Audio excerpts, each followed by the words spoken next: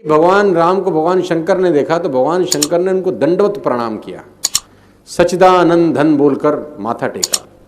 तो माँ सती को बड़ा हैरान हुआ कि मेरा पति जो त्रिलोकीनाथ है वो एक साधारण से आदमी को जो रो रहा है उसको सच्चिदानंद बोल रहा है, ये कैसी बात हो गई। तो उसने अपने पति देव भगवान शंकर से कहा कि प्रभु आप तो दुनिया को चलाने वाले हैं, आप एक साधारण मनुष्य जो अपनी बीवी के लिए विलाप कर रहा है उसके लिए रोते क्यों हैं। तो भगवान शंकर ने बोला कि ये वो नहीं है जो तू सोच रही है, ये ईश्वर हैं, ये राम हैं, ये वो राम हैं जिन्होंने अवतार लिया है। लेकिन सती को ये बात समझ में आई नहीं। बोला अवतार लेने वाला व्यक्ति अपनी पत्नी के वियोग में रो रहा है, ये तो जार जार होकर रो रहा है। तो भगवान शंकर ने बोला माता शक मत करो, लेकिन कभी कभी स्वभाव से भी आदमी शक करने लगता है और शक कितना बुरा असर डालता है मैं आपको बताना चाहूँगा। तो भगवान शंकर ने कहा अगर तेरे को विश्वास नहीं है तो तू परीक्षा ले ले। तो मैं यहाँ बैठा हूँ, तू परीक्षा ले आ। तो माँ ने कहा ठीक है। तो अब सती जा रही हैं भगवान राम और लक्ष्मण की परीक्षा लेने। तो जब गई परीक्षा लेने तो उनको सोचा कि मैं परीक्षा लूँ कैसे, पता कैसे चलेगा कि ये असली वाले ईश्वर हैं या वैसे कोई साधारण मनुष्य है। तो सती ने सोचा कि ये सीता के वियोग में भटक रहे हैं, तो मैं ऐसा करती हूँ सीता का रूप ले लेती हूँ। तो अगर तो ये मनुष्य होंगे तो मुझे देख लेंगे तो ये बोलेंगे अरे सीता तुम यहाँ कैसी हो, तो फंस जाएंगे। तो माँ सती ने सीता का रूप धारण कर लिया भगवान राम की परीक्षा लेने के लिए। और जब भगवान राम और लक्ष्मण उस वन से गुजर रहे थे तो सती तुरंत भगवान राम के आगे आ गई जो सीता का रूप ली हुई थी। अब भगवान राम ने जैसे ही सीता रूप में सती को देखा तो भगवान राम ने हाथ जोड़ दिए। भगवान राम ने कहा मां आप अकेली घूम रही हैं,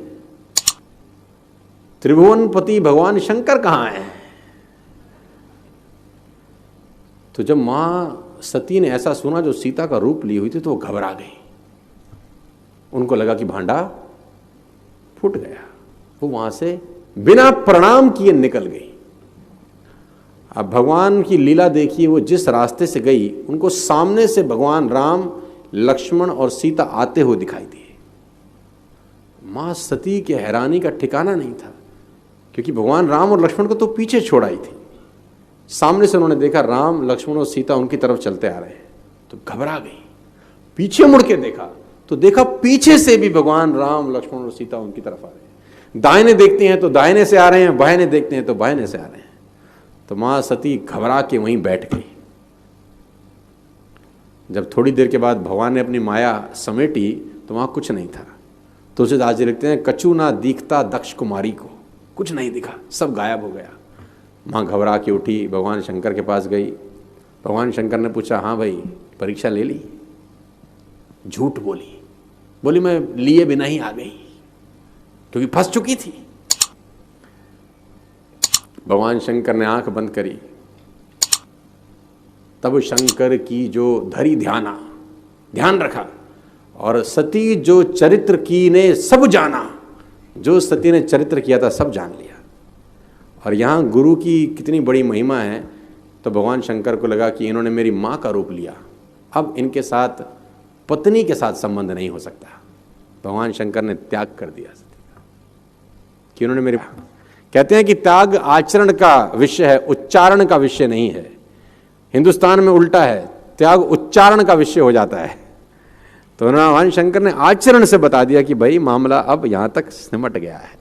आप समाज में जहाँ भी रहेंगे तो आपके पास बहुत सारे लोग आएंगे, कुछ गलतियाँ भी करेंगे, कुछ अच्छा काम भी करेंगे। जब भी किसी की प्रशंसा कीजिए तो पूरी महफिल में कीजिए कि ये व्यक्ति ने अच्छा काम किया। लेकिन अगर किसी की शिकायत या उसकी आलोचना करना है, उसे डांटना है तो उसे अकेले में समझाइए। और डांटने के बाद उसमें इस तरह से कर दीजिए, उसमें प्रशंसा मिला दीजिए। कोई गलती कर दिया, मान लीजिए आपका छोटा भाई नहीं पढ़ाई किया, गलत कम नंबर लाया, तो उसे डांटिए कि, लेकिन अकेले में डांटिए कि इतना कम नंबर क्यों लाया। फिर उसे एक उसी में एक पॉजिटिवनेस जोड़ दीजिए। तुम्हारे में इतना मेहनत है, हम इसलिए डांट रहे हैं कि तुम कर सकते थे लेकिन क्यों नहीं किए। मतलब आप केवल इसे निगेटिव मत बोलते रहिए। और किसी भी रिश्ते को अगर बिगाड़ना है ना, चाहे कितना भी गहरा रिश्ता क्यों ना हो, उसकी कमियों को डेली कोंचते रहिए। तुम ये किया, तुम ये किया, तुम ये किया। यार दुनिया का कोई रिश्ता चौपट हो जाएगा, गलतियां सबसे हो जाती हैं, लेकिन दोबारा गलती नहीं होना चाहिए। जब भी किसी की आलोचना करिए तो उसमें एक छोटी सी प्रशंसा जोड़कर ही उस आलोचना को खत्म कीजिए कि शुरुआत तो डांटने से किए थे, बाद में उसका हौसला बढ़ा के हंसी मजाक में उसे निकाल दीजिए, बीच बीच में उसे फिर एहसास दिलाइए, लेकिन बार बार कमियों को नहीं गिनाना चाहिए। महाभारत देखिएगा, महाभारत में जो कृष्ण भगवान थे वो कौरवों के बीच गए संदेशा लेके, आखिरी संदेशा, वहां पे भी उनकी भाषा देखिएगा। आप महाभारत अगर सीरीज देखिए तो भाषा देखिएगा, दुश्मन से भी इस तरह से बात कर रहे थे जैसे लगता था गुरु जी से बात कर रहे हैं। ये भाषा की मर्यादा। लेकिन आज ये वही श्याम की धरती है, ये वही पुरुषोत्तम राम की धरती है जहां लोग तहजीब भूल गए कि यार बात करना कैसा चाहिए। ये वही पुरुषोत्तम राम थे जिनके अपने भाई लक्ष्मण जी को जब शिक्षा लेनी थी ना, तो रावण के पैताने बैठे थे कि ये शिक्षा लेना है तो उसके पास झुकना पड़ेगा यहाँ पर। लेकिन आज हम लोग भूल गए हैं कि हमें बात कर, बात में तो इतना आजकल वो तहजीब ही नहीं रह गया है